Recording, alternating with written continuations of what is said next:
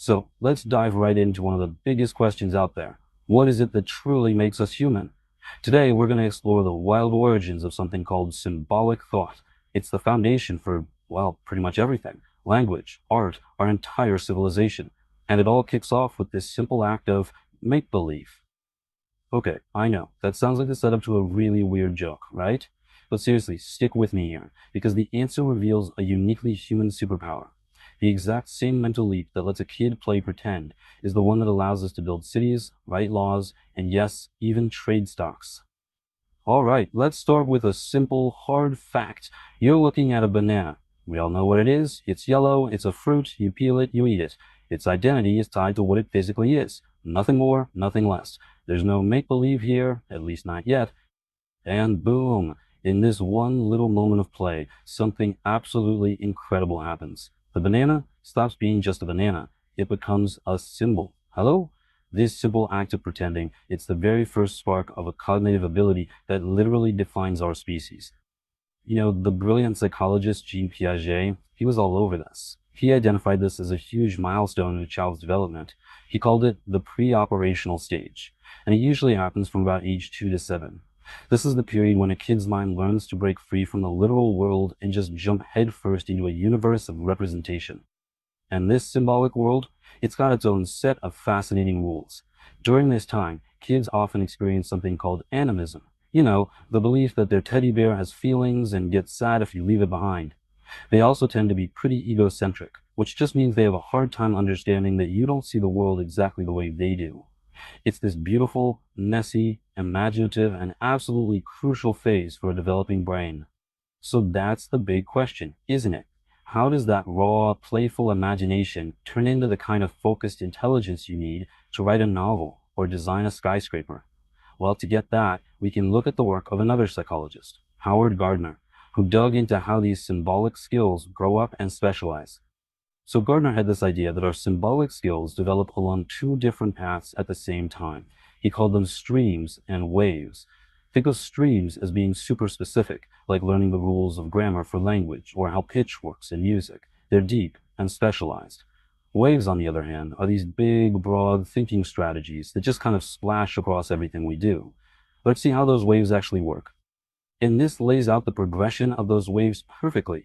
So around age 2, a kid might grab a marker and make it go vroom. It's not about what the marker looks like, it's about the action of a car. A year later, they can make a simple analogy. A circle with two lines looks like a person.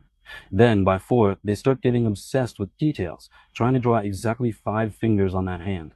Each wave builds on the last, and their use of symbols gets more and more sophisticated. Okay, let's zoom out, way out.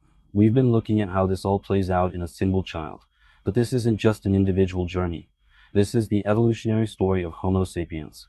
It's the secret sauce that allowed us to cooperate and build societies on a scale that no other animal on Earth can even come close to. To really get this, we have to talk about two different kinds of reality, an idea from the philosopher John Searle. First, you have brute facts, things like gravity. They're true whether you believe in them or not. If you jump, you're coming down. But then you have institutional facts, things like money. A dollar bill is just paper, right? It's a fiction that only has value because we all agree that it does. Our entire society is built on a foundation of these shared fictions. And here's where it gets a little weird.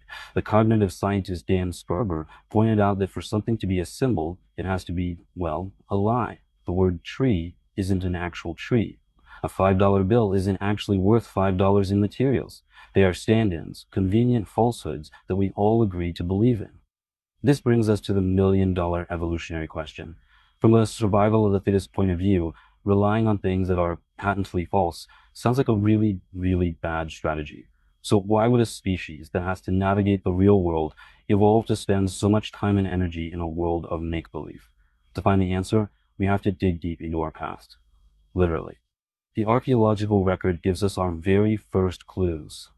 At amazing sites in South Africa like Pinnacle Point and Blondeau's Cave, we found our ancestors' first real steps into the world of symbols. And what was the first medium they used? Not stone, not bone, it was color. Specifically red ochre, a pigment the color of blood. They ground it up, shaped it into crayons, and even engraved it with abstract designs. This was humanity's first shared idea, made tangible. But why red ochre? I mean, why body paint?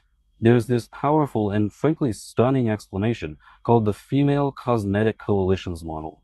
It suggests that these first symbols weren't just for art or some abstract ritual, they were a brilliant solution to a very real, very high stakes social problem. Okay, so here's the theory. As human brains got bigger, our babies were born more and more helpless, needing years of care. This was incredibly tough on mothers. They needed reliable long-term help from males. But there was a biological problem. Menstruation is an honest signal that a female is about to become fertile, which could tempt a male partner to leave and seek out a new mate. So what was the solution? A revolutionary social strategy, a collective fiction. Women formed groups and used red ochre to mimic the color of blood. By all painting up together, they created a powerful illusion. It became impossible for males to tell who was actually fertile. This completely changed the game, forcing a shift in male strategy away from cheating and towards long-term investment in a partner and her children. This was the first time our species used a shared symbol to create a new social reality, one that literally overrode a biological signal. And this brings us right back to the beginning, that revolutionary act of shared symbolic make-believe. It is the direct ancestor of every single complex social structure we have today. The underlying mental engine is exactly the same. When you really look at it like this, it all just clicks, doesn't it?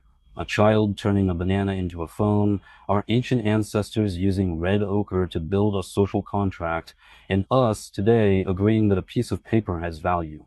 It's all the same human superpower, our ability to create and sustain reality through nothing more than collective belief. I mean, really think about it for a second. What is a country? It's just lines on a map that we all agree to respect. What is a corporation? It's a legal fiction, an idea that we all agree to treat as if it were a person. The entire global economy is a massive, complicated web of trust in symbols. These are some of the most powerful forces on the planet, and at their core, they are all a form of sophisticated, high-stakes make-believe. So, I want to leave you with this final thought. We aren't just living inside these symbolic systems, we are actively building them every single day. The stories we tell each other, the values we decide to share, the technologies we build, these are all shaping the fictions of tomorrow. The power of make-believe is the power to build new worlds. The only question is, what kind of world are we choosing to create next?